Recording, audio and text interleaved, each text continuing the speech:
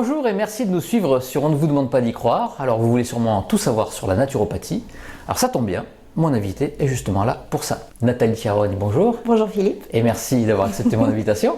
Avec plaisir. D'abord, parlez-nous de vous et qu'est-ce qui vous a amené vers la naturopathie? Alors, ce qui m'a amené vers la naturopathie, en fait, à un moment donné, je recherchais absolument des méthodes naturelles de soins. En fait, j'ai toujours été plus ou moins été attirée par ça.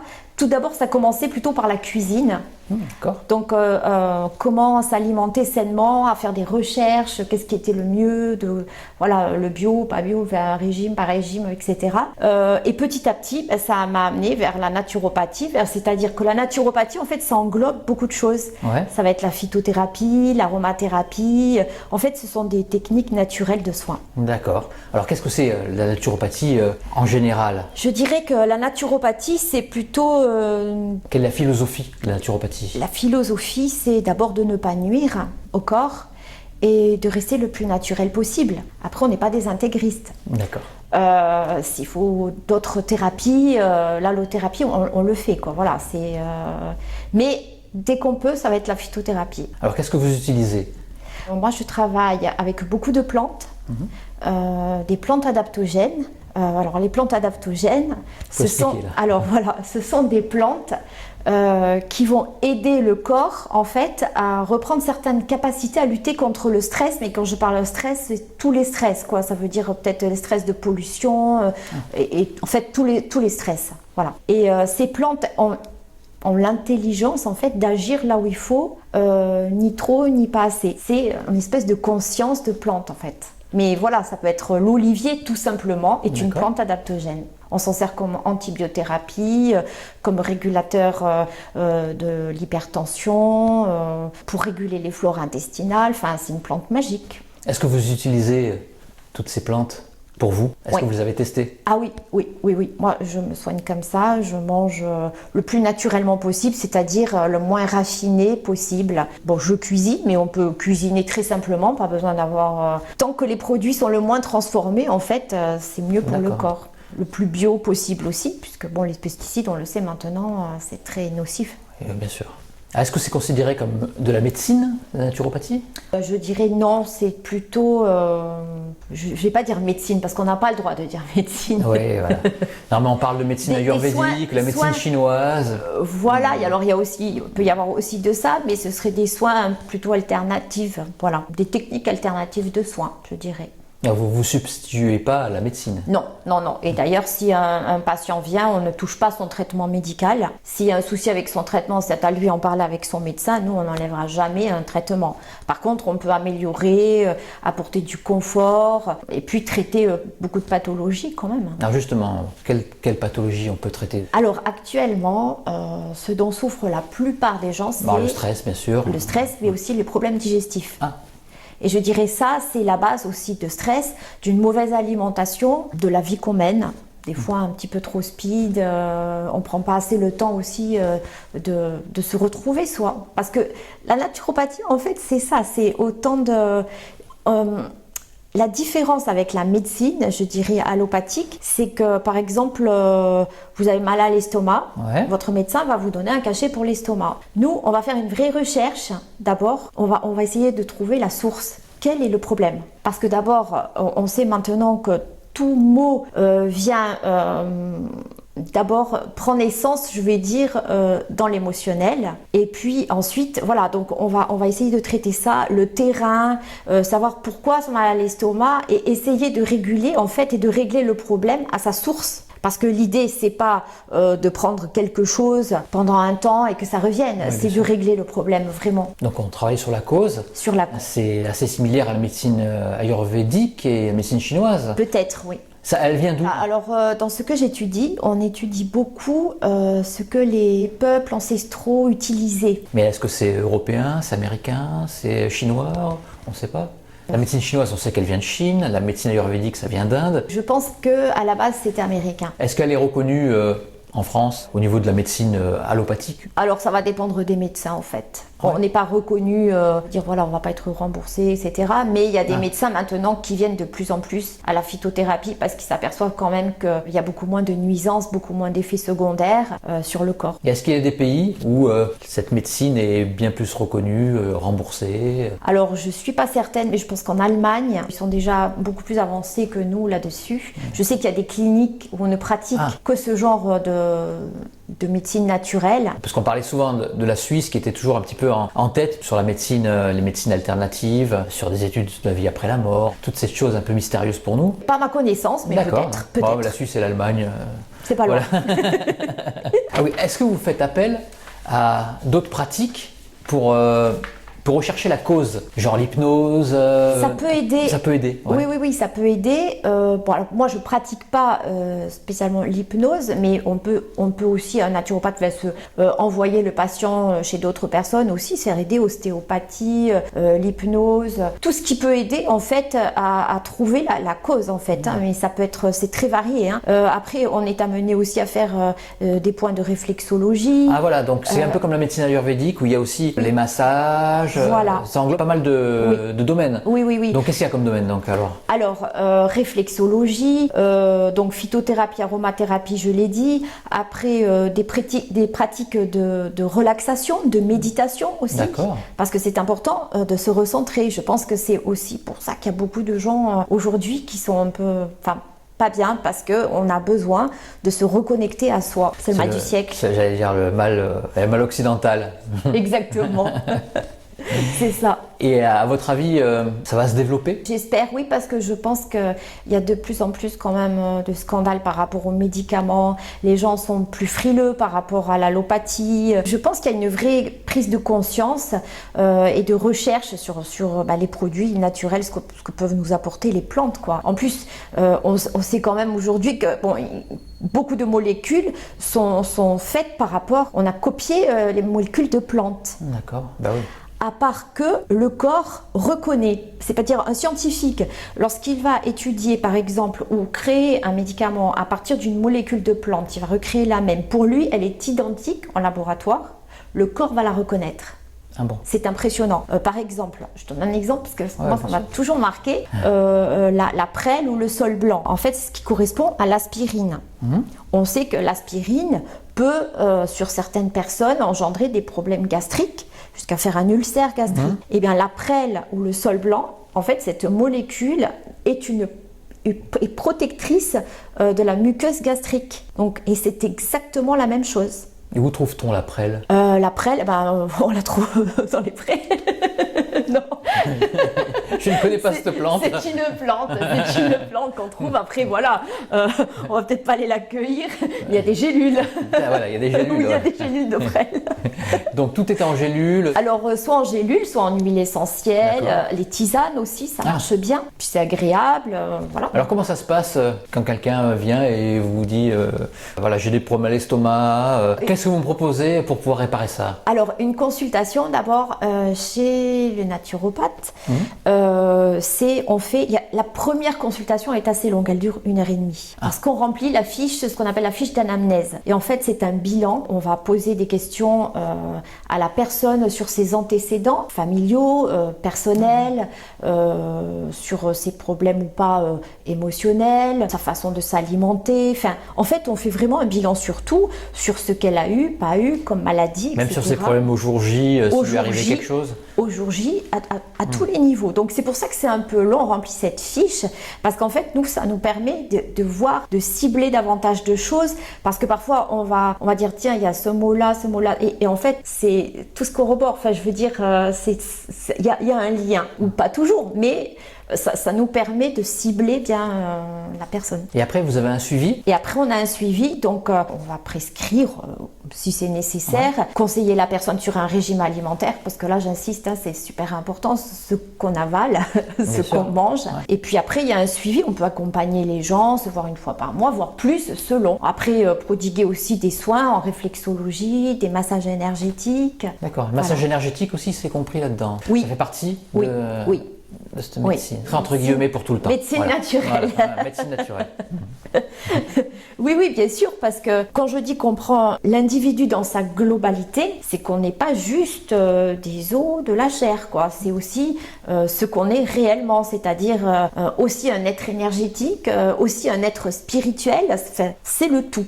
On prend le tout. Vous pratiquez aussi les massages? Moi, je fais des massages énergétiques. En ce moment, je fais des massages, et je suis aussi en train de me former sur massage émotionnel du ventre. Ah, d'accord. Et donc, ça vient...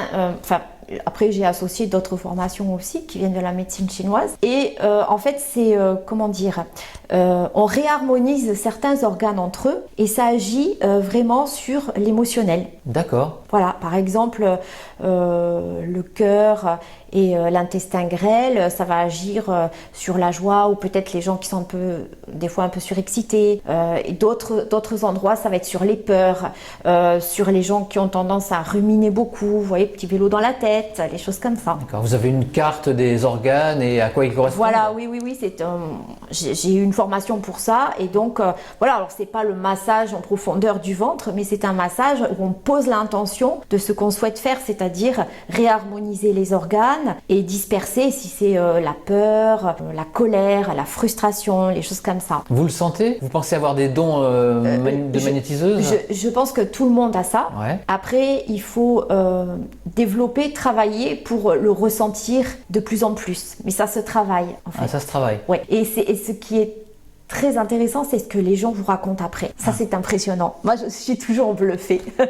Les gens qui me disent « Ah, j'ai senti ça » ou après la séance qui me racontent « Ah, je suis partie comme ça, nanana. Et puis, voilà, par exemple, je sais pas, je vais pas citer les gens, mais par exemple, problème avec ma mère ou mon père et des choses sont sorties, enfin, des choses il y a 20 ans que je me gardais, enfin, voilà, des choses comme ça. C'est assez impressionnant. Dès le début, dès que vous avez commencé à faire ces massages? Ou alors Oui. c'est venu Non, en s'améliorant? Dès le début, mais c'est pour ça que ça m'a surprise. Ah, bon. Oui, parce que à la base, je veux pas dire je suis pas magnétiseuse, mais je pense qu'on a tous.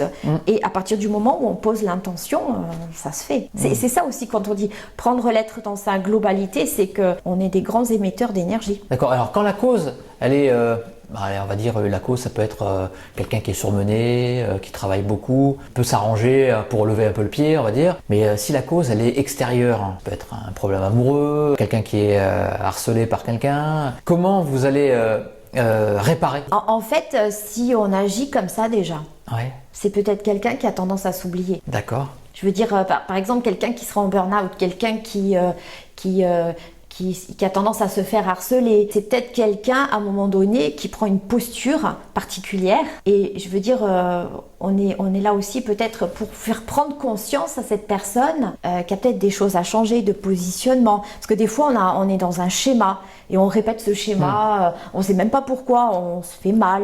Ouais. Alors que bon, il y a des petites choses à...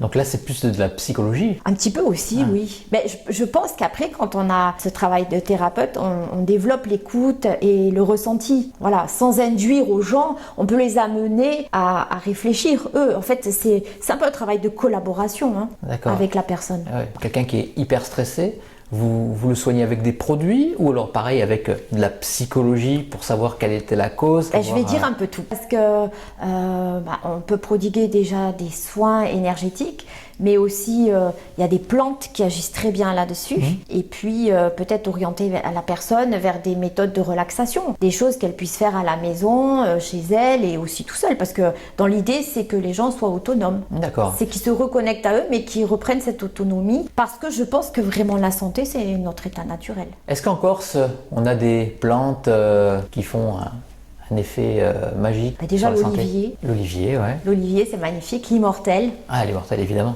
L'immortel. Est-ce qu'on en fait des gélules de l'immortel? Des gélules, je pense pas, mais en huile essentielle. Huile essentielle. En huile essentielle, on l'utilise beaucoup. Et quels sont les bienfaits de l'immortel? Alors déjà, tout ce qui est bleu, hématome, c'est génial. Même je dirais pour la méditation. Ah bon, en prendre un petit peu... En renifler, même juste respirer l'huile essentielle. Est-ce qu'il y a des effets néfastes, justement?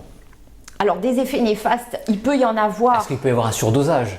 Il peut y avoir un surdosage, il faut faire attention à la posologie des plantes. Il y a des plantes aussi où on va aller tout doucement et on va observer aussi comment réagit le corps, la personne. Et à mon sens, Voilà, après il faut que ce soit fait correctement. Je pense qu'il y a beaucoup moins de risques qu'avec de la chimie. Un surdosage d'huile essentielle d'immortel sur la peau, ça peut pas faire. Ça peut arriver. Par exemple, moi je préfère l'appliquer sur la peau plutôt que l'ingérer. D'accord. On peut l'ingérer ?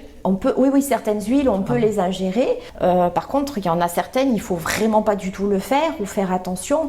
Et puis, comme dans ce que j'ai appris, on va vraiment favoriser la flore intestinale. Parce que je vais dire, c'est le b.a.-ba de la santé et je dirais même du psychisme. J'avais reçu des médecins ayurvédiques qui disaient exactement la même chose. Eh oui. Il y a quand même un parallèle. Je pense, oui. D'ailleurs, j'utilise aussi des plantes ayurvédiques. La noix d'Arura, qui vient d'Inde et qui vraiment dépollue, enlève tout ce qui est même un peu, les radioactivités, c'est un peu fort, mais ce genre de pollution en fait qu'on a parce que voilà, dans la vie actuelle en ce moment, quoi, les pollutions, on va dire. D'accord, c'est un peu l'équivalent de la sauge qu'on fait brûler. Un peu, oui, mais c'est une Là, c'est panacée. plus pour les ondes négatives. Mais bon. Voilà, mais ça serait pareil, mais plus interne. Et vraiment, comme je suis allée en Inde, j'ai étudié un petit peu des choses sur le Bouddha médecine. D'accord. Il est toujours représenté. Il est bleu, le Bouddha médecine, et il est toujours représenté avec la noix d'Arura. Donc il y a une coupe, il tient la coupe avec les noix, et après il a toujours cette feuille d'Arura. Et il y a un maître indien qui a dit, ça fait déjà, alors je ne vais pas dire de bêtises, mais 1000 ou 2000 ans, qui a dit qu'à un moment donné, on va avoir besoin de cette noix d'Arura parce que les gens seront très malades à cause de la pollution. C'est un peu ce qui arrive, je trouve, en ce moment. Oui, puis surtout, même en Inde, ils sont très nombreux, et puis il ne faut pas aller se baigner dans le Gange à certaines périodes. À moins qu'on ait une feuille d'Arura. Et qu'on en ait pris un peu avant. Voilà, oui. Au niveau de la formation, comment est-on formé en naturopathie ? Alors, soit on va dans une école, mais souvent maintenant c'est des écoles où on y va le week-end, où on peut faire aussi des modules par correspondance. Mais enfin, moi je pense qu'en présentiel c'est bien. Vous avez été formé comment ? Alors, dans une école qui est à Porto-Vec, une association, Phytocorsa. Sur combien de temps ? Alors ça dure 3 ans. 3 ans ? 3 ans tous les week-ends ?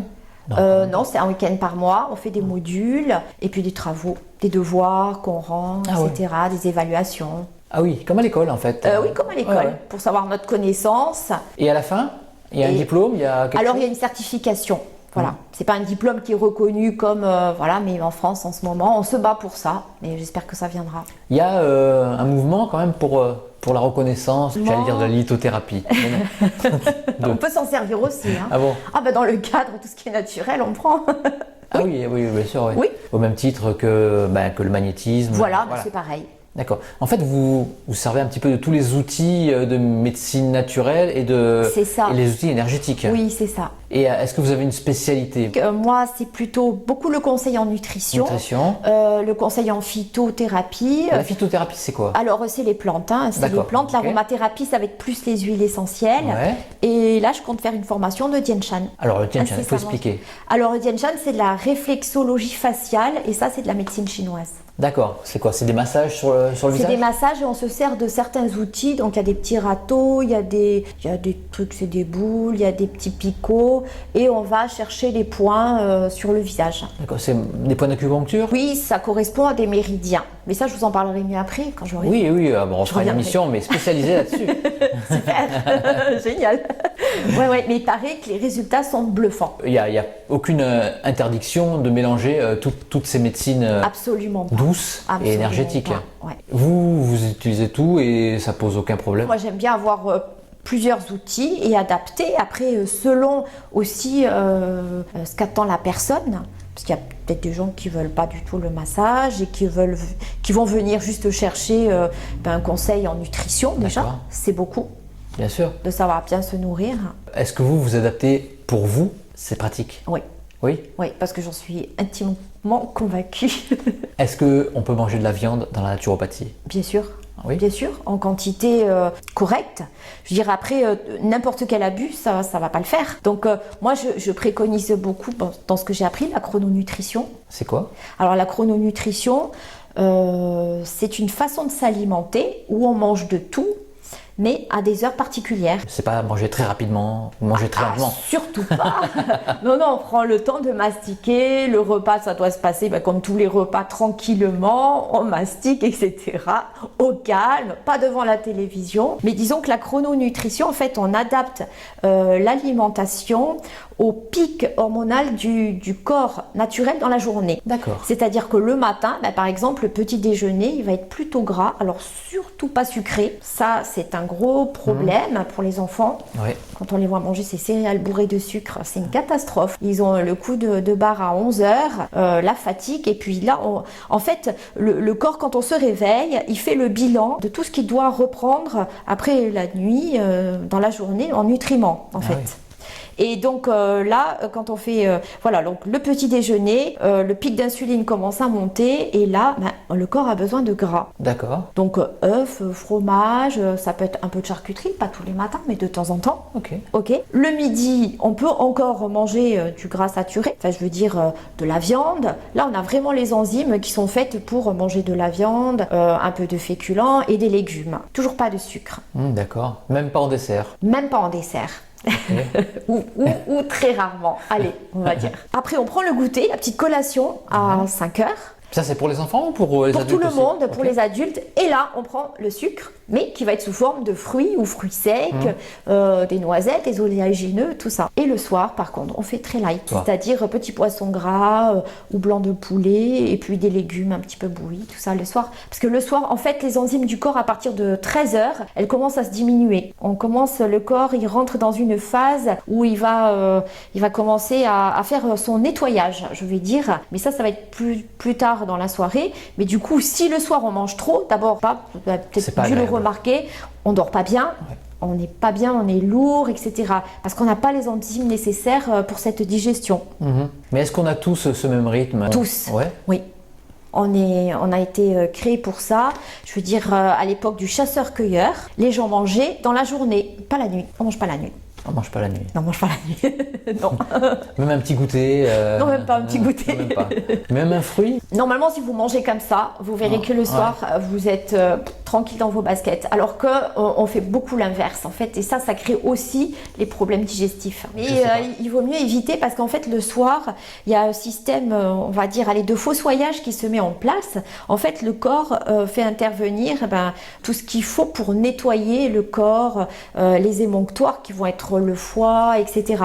Si c'est surchargé, le corps ne peut pas faire ce nettoyage et du coup c'est ce qui va surencrasser tous les émonctoires du corps et après on va avoir des surcharges. Alors au début on est jeune, ça va aller, ça va le faire et puis prenant de l'âge, cet encrassage va être là et ça peut être aussi la source d'un problème, d'une maladie. Et puis le soir comme on va se dépenser puisqu'on dort. Voilà aussi. Souvent, je pense qu'on accumule des graisses, elles se placent là où il ne faut pas. En fait, ce qu'on va manger le matin à 70%, ça va être dépensé. Ouais. Par contre, le soir à 70%, ça va être stocké.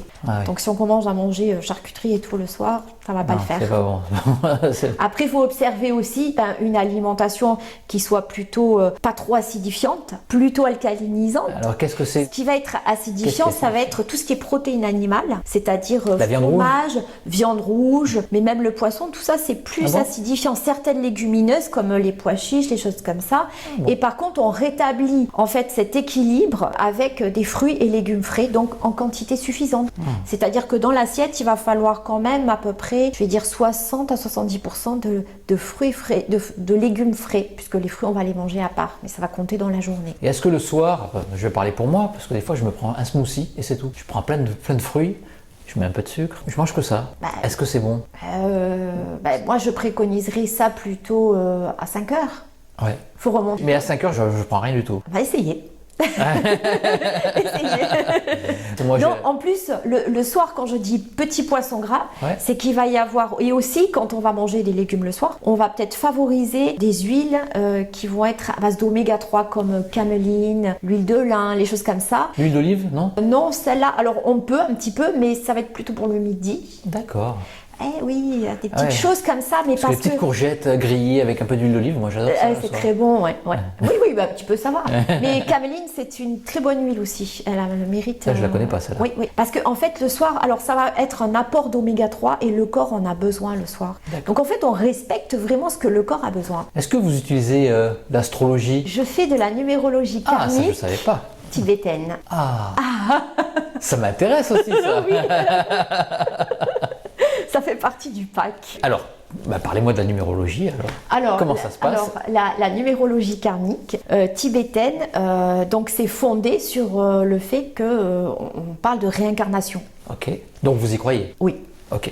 Complètement. Et en fait, votre date de naissance et votre nom d'état civil, je parle pour les femmes par exemple qui changent de nom, mais on prend le nom de l'état civil, c'est tout un calcul de chiffres. On part du principe qu'en fait, votre âme, avant de s'être réincarnée, parce qu'on ne naît pas par hasard dans une famille ou dans une... J'allais vous dire, est-ce que vous croyez au hasard? Non, pas du tout. En fait, c'est comme un peu une carte d'identité, votre nom et votre date de naissance. C'est comme si votre âme s'était jetée à elle-même une bouteille à la mer avec ses indications. Et j'avoue que j'ai souvent été bluffée par le résultat, comme ça correspond aux gens. Et ça peut, je trouve, aider les gens à se comprendre, à mieux se connaître, à se dire, et voilà, parce que des fois, on se dit, mais pourquoi je suis comme ça ? Ou on a des aspirations très profondes qu'on met peut-être de côté. En fait, c'est bluffant ce qu'on trouve avec ce biais-là. Donc il y a un premier calcul, ça se fait un peu en deux parties. Le premier calcul va être axé que sur les chiffres de la date de naissance. Et le deuxième, c'est des chiffres mais qui vont être calculés sur les lettres. Et ce qui m'impressionne toujours, parce qu'en fait, votre date de naissance, il peut y avoir d'autres personnes sur cette terre avec la même date. Oui. Maintenant, la même date, exactement le même nom. Non. Si ça arrive une fois peut-être, mais ça va être rare. Donc on est vraiment des personnes, des êtres uniques. Et en fait, c'est impressionnant comme le travail qu'on aura fait avec le chiffre des dates et le travail qu'on va faire avec les lettres, ça se rejoint. Mais c'est bluffant. Je vais tester, attention. Avec plaisir. Il n'y a plus rien à ajouter? Ce que je pourrais dire, c'est qu'en Inde, ça peut faire le fil avec la numérologie karmique. C'est que les médecins en Inde, il y a des cliniques où on s'occupe des gens, mais on fait aussi leur numérologie. J'ai reçu des médecins ayurvédiques qui m'en avaient parlé aussi. Oui, c'est un pack. Mais vraiment, quand je dis après naturopathie, oui, mais c'est peut-être plus des consultations holistiques. C'est peut-être plus juste. Ce mot holistique, je l'entends souvent. Nathalie, merci beaucoup. Merci. Namasté. Namasté.